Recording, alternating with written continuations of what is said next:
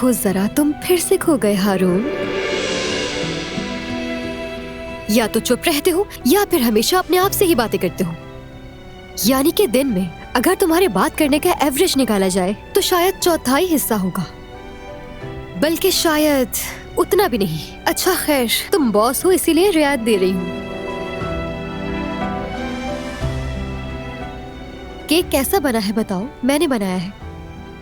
वैसे मुझे अंदाजा था कि तुम्हें चॉकलेट के छोटे छोटे पीसेस भी पसंद है, तो वो भी डाल दिए मैंने। जाहिर है बॉस हो तो इसीलिए सोचना पड़ता है।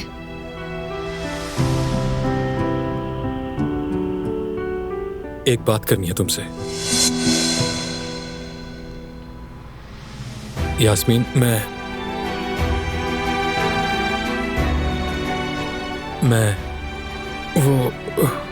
मैं केक लेकर आता हूँ। तुम ऐसा करो कि तुम चाय अंदर ले जाओ। अरे हद कर दी है यार, इतना सस्पेंस क्रिएट करने की क्या जरूरत थी?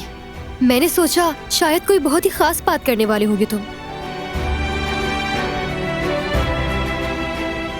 अच्छा खैर, मैं इस केक के लिए बॉक्स लाना तो भूल ही गई हूँ। हम अभी साथ चलते हैं और केक के लिए बॉक्स ले आते हैं। ये मेरे दिल की धड़कन इतनी तेजी से क्यों चल रही है? ये हो क्या रहा है मुझे?